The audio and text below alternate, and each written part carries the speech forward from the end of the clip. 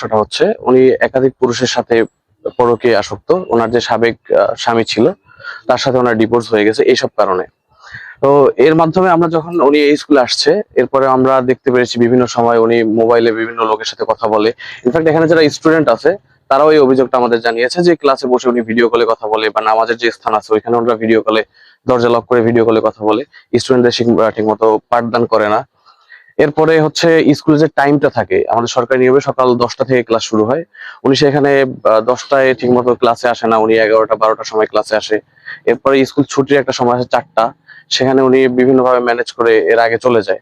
এর কারণে আমরা চাচ্ছি যে একজন আদর্শ শিক্ষকের যে নীতি, সেই নীতিটা বজায় রেখে আমাদের এখানে একজন শিক্ষক আসুক। আর এ ধরনের কোন শিক্ষক আমরা চাই না যারা আমাদের সমাজটাকে নষ্ট করবে। এই মানববন্ধনের মাধ্যমে আমরা তার বহিষ্কারের দাবি জানাচ্ছি। এই যে আমাদের স্কুলে ফেরদৌসী বেগম, সে আমাদের স্কুলে আসতে দেরি করে, তারপর স্কুলে আসে ঠিক মতন বাচ্চাদের আমাদের ক্লাস করায় না, সে মোবাইলে ভিডিও কলে কথা বলে, তারপর এই যে মোবাইল টিপতে থাকে, কোনো বাচ্চাদের প্রতি গুরুত্ব দেয় না। বাচ্চারা যে কোনো সময় ক্লাস থেকে বেরিয়ে যায়, তাদের কিছু বলা হয় না। আমরা চাই যে এইটা একটা প্রতিরোধ হোক। এই ম্যাডামের বিভিন্ন সময়ে বিভিন্ন কার্যকলাপে তিনি প্রশ্নবিদ্ধ এবং বিভিন্ন অসামাজিক কার্যকলাপ থেকে শুরু করে স্কুল এর পরিপন্থী বিভিন্ন কাজের সাথে সংশ্লিষ্ট। ইতিমধ্যে আমরা দেখেছি তারা স্কুলের ছাত্র থেকে শুরু করে এলাকাবাসী সবাই তাকে বারবার সাবধান করার পরেও তিনি কর্ণপাত করেননি।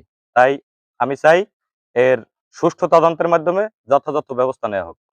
ক্লাসের টাইমে মোবাইল ব্যবহার করে এবং বাচ্চাদের ঠিকমতো ক্লাসে সময় দেয় না, মোবাইলে অতিরিক্ত আসক্ত এবং পাঠদানের সময় মোবাইল ব্যবহার করে।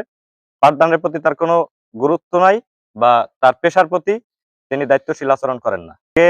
স্থানীয় গণ্যমান্য ব্যক্তিবর্গ তাকে বারবার এটার ব্যাপারে ওয়ার্নিং দিলেও তিনি কর্ণপাত করেননি। 18 নং কাননিয়া সরকারি প্রাথমিক বিদ্যালয় সহকারী শিক্ষক ফেরদৌসী খানম, উনি একজন বদমেজাজি, একজন চরিত্রহীন। উনি একজন সারাদিন মোবাইলে ভিডিও কলে কথা বলে, স্কুলে এসে ছাত্রদের পড়াশোনা করায় না।